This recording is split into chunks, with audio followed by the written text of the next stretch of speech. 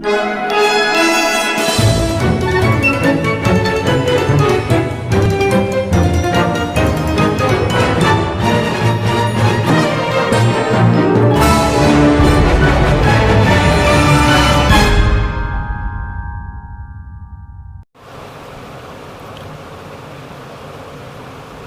Friends, कैसे हैं आप लोग?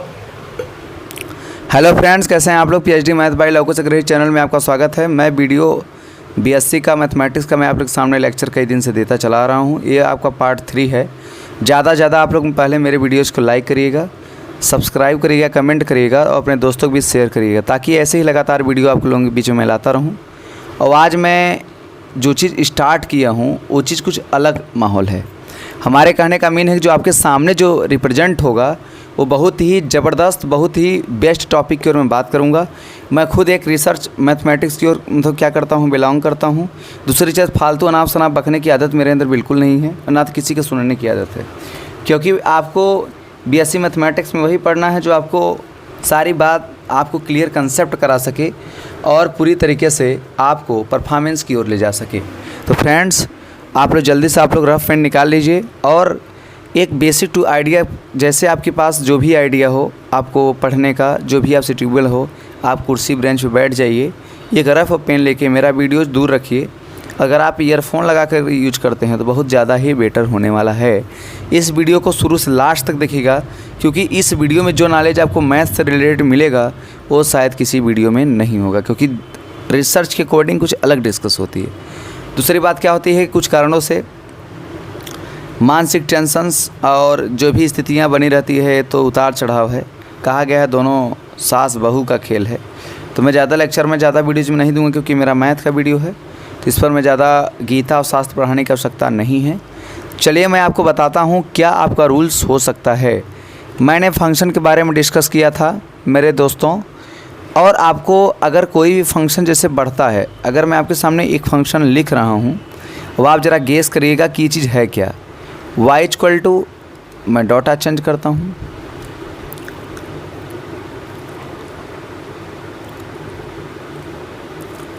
जैसे y इक्वल टू अगर मैं लिख दिया f of x। Hi friends, आपके सामने जो चीज़ दिख रहा है ये आपका है y equal to f of x।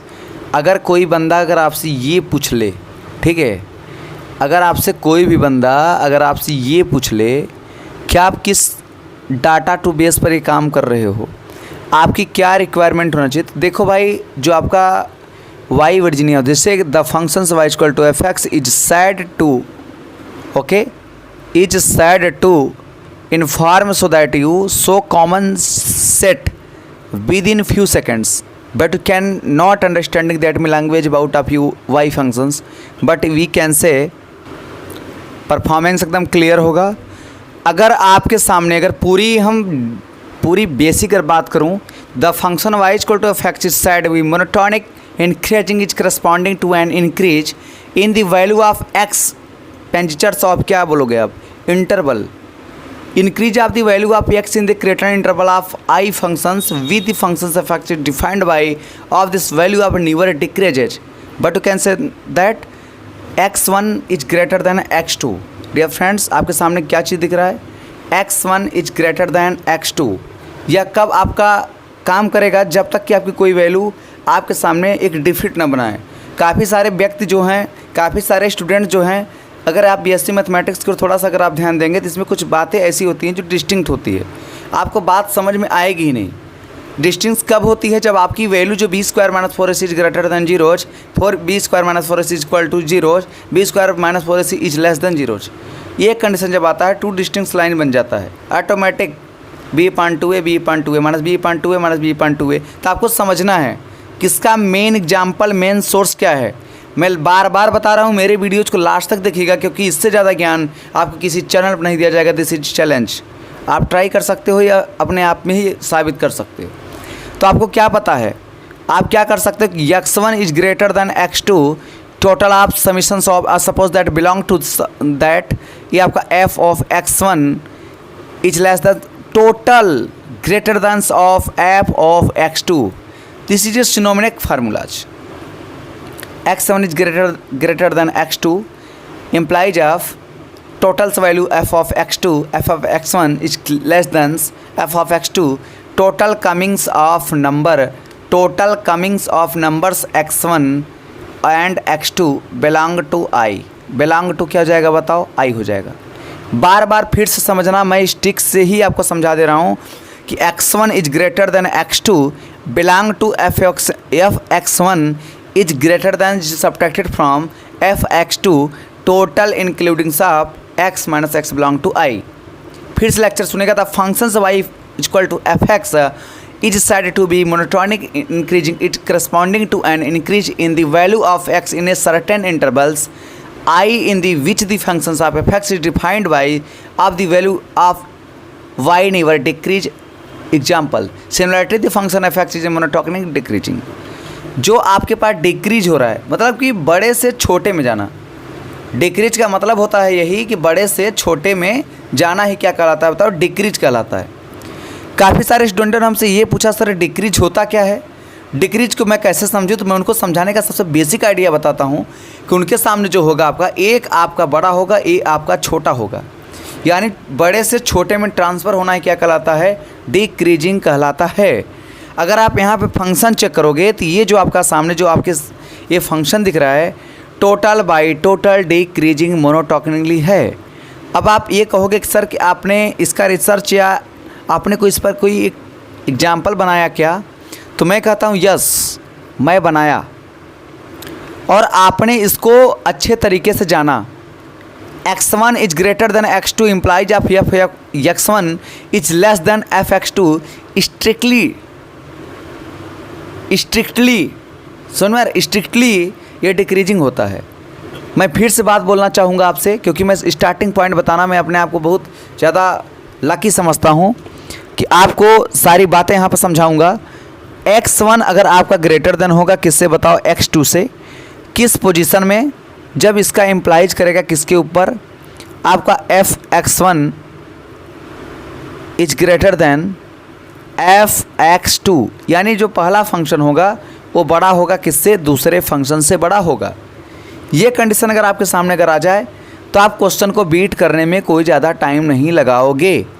काफ़ी सारे लोग पूछेंगे कि कौन से फंक्शन है, क्या कहलाता है, स्ट्रिक्टली डिक्रीजिंग बोल सकते हो, स्ट्रिक्टली डिक्रीजिंग, ओके, डिक्रीजिंग।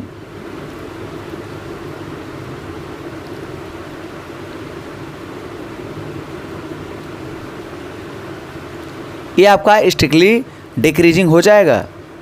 काफ़ी लोग अगर हमसे आप समझ रहे हो तो आपको नॉलेज होनी चाहिए। ये जो आपका फंक्शन है ये आपका टोटल डेटा फंक्शन है। अब डेटा फंक्शन आपसे क्या कहता है, क्या चीज़ कंप्लीट करना होगा, क्या चीज़ नहीं करना होगा, इसका सलूशन आपको समझनी पड़ेगी। अभी कुछ लोग हमसे डिस्कस भी करते हैं, सर आप ये बता दो जो अगर आपका फंक्शन है किस तरीके से काम कर रहा है। तो मैं फिर से बताना चाहूँगा कि अगर आपका जो x1 है अगर आपका लेस होगा x2 से, और जो आपका f x1 जो आपका लेस होगी f x2 से, वहाँ पर आपका स्ट्रिक्टली डिक्रीजिंग आएगा। अब काफ़ी लोग आप हमसे ये पूछोगे कि सर अभी आप बार बार डिक्रीजिंग का नारा जो आप लगा रहे हो तो इस पर क्या रिसर्च है, क्या फिनोमिना है, क्या इसका डिक्रीजिंग है, क्या इसका लेक्चर्स है, क्या इसका लेक्चर्स को कम्युनिकेशंस कराना है। ये चीज़ आसान नहीं है, आपको समझना पड़ेगा। देखिए यह वीडियो ज़्यादातर पीजीटी वालों के लिए भी ज़रूरी है, 12 वाले भी से देख सकते हैं, प्लस पर BSc वाले तो खास देखना ही ज़रूरी है। अब अगर आपके पास मैं कुछ और बातें लिखने का प्रैक्टिस करता हूँ, जैसे अगर मैं आपको लिख दूँ यहाँ पर x1 is less than x2 then implies of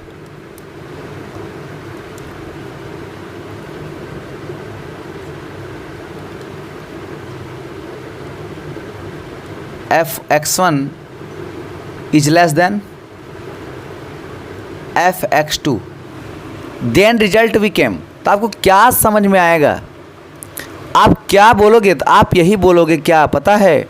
अब ये तो फंक्शन अगर आपका दोनों तरफ काम कर रहा था, अगर आप चाहते यहीं पर थोड़ा सा अगर आप परिवर्तन करके आप इसी के स्थान पर अगर आप इसको बड़ा कर दीजिए, समझ रहे हैं, तब आपके पास कंडीशन क्या बचेगा, तो आप मजबूर हो जाओगे, क्योंकि वहाँ पर आपको सोचने समझने की क्षमता, ताकत तो वैसे भी आप खो चुके हो, क्योंकि आपने बेसिक मैथ तो पढ़ी नहीं, रट्टा वाला मैथ पढ़ा कि रट्टा वाला मैथ पढ़ लिया, सर आई एम जीनियस, हमसे बड़ा जीनियस कोई नहीं है, आपने ये चीज़ सोच रखा है।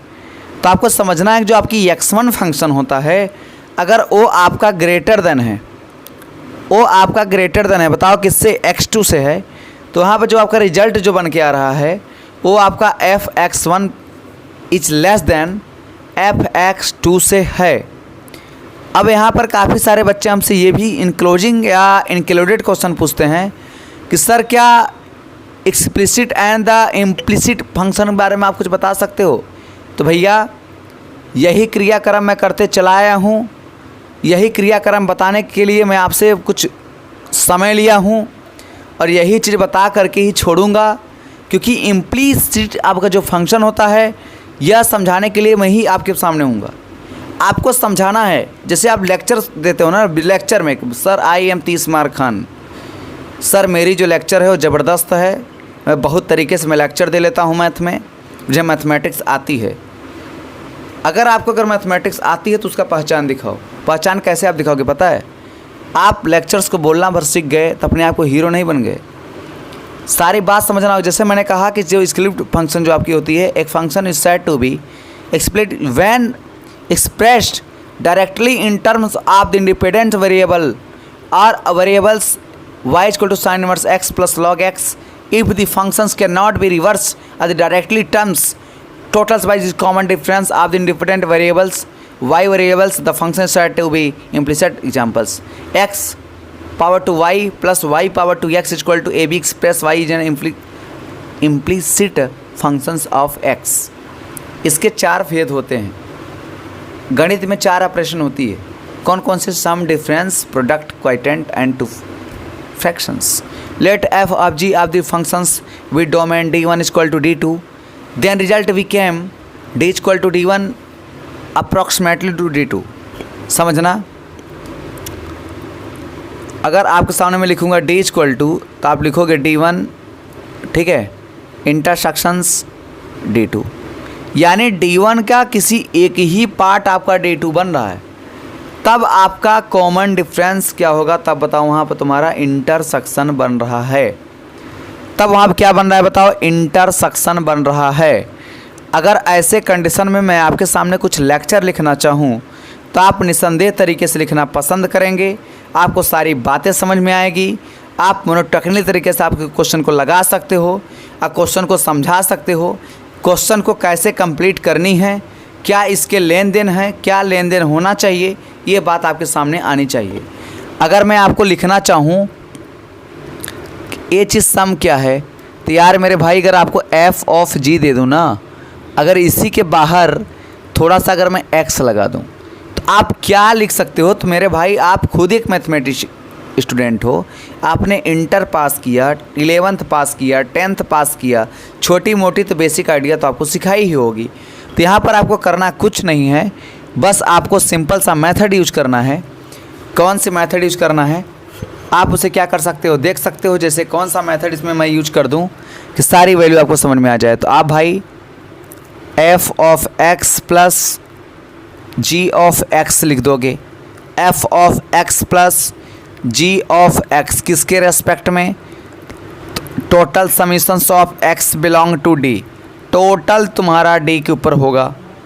यानी ये function is said to be express directly in terms of the independent variables are variable. Example y equal to sine inverse x plus sin inverse x plus log x plus if the function cannot be expressed directly in terms of the independent variables are the functions and domains, but we have not calculated by method represent by method। ये तो सम का था, आपने सम का कर लिया, किया कि नहीं किया, सारी बातें आपके सामने दिख रहा है कि आपने सम कर लिया, सारी बातें आपको समझ में आ गई कि f का मल्टीप्लाई x में कर दिए, फिर g का मल्टीप्लाई x में कर दिए। भाई सब पर प्रोडक्ट होगा तो सब पर ही आएगा, और किसके रेस्पेक्ट में है, x belong to d, x belong to d के रेस्पेक्ट में है। और सारे लोग क्या करोगे, इसको समझोगे कि ये चीज़ क्या चीज़ रहा है, ये चीज़ आपके पास होना चाहिए। अब कुछ लोग हमसे क्वेश्चन आप पूछोगे सर सब्ट्रैक्ट बता दीजिए, तो मैं उनको सब्ट्रैक्ट बताने का प्रयास करता हूँ। ये आपका देखिए सब्ट्रैक्ट है, सब कुछ वही देगा, कोई चेंजिंग नहीं, कोई प्रभाव नहीं। सब्ट्रैक्ट में भी वही देगा, क्या देगा देखिए f माइनस जी है, ये आपका x है, तो f ऑफ x माइनस ये आपका कितना होता है g ऑफ क्या है बताओ x है, f of x minus g of क्या है बताइए x है। शानदार तरीके के यहाँ तक कोई रुकावट किसी को, कोई दिक्कत उक्कत नहीं है। अब आगे के लिए देखिएगा कि आगे के लिए आपका रिजल्ट क्या होता है, क्या वो चीज़ आपके लिए बेटर देन है। या तो सब्ट्रैक्ट हो गया, प्रोडक्ट पूछता प्रोडक्ट में हो जाता, डिवाइड होता तो डिवाइड में हो जाता, तब वहाँ पर जो आपकी रिजल्ट आएगी वो f of x divide by gx रहेगा, जो बहुत ही बेस्ट तरीके से काम आने वाला है। ऐसे ही लगातार BSc का वीडियो देखने के लिए आप 15 मिनट का टाइम डेली मुझे दीजिएगा, मैं आपको कुछ में कुछ ज़रूर नॉलेज बताऊंगा। अगर मेरी वीडियो अगर अच्छी लगी हो तो आप मेरे वीडियोज़ को 10 लोगों में शेयर कर दीजिए और ज़्यादा से ज़्यादा स्टूडेंट इकट्ठा करने का प्रयास करिए। मैं लगातार ऐसे ही बेस्ट तरीके का बेस्ट सलूशन मैं यहाँ लाता रहूँगा। तब तक के लिए बाय बाय, जय हिंद, जय भारत, थैंक यू।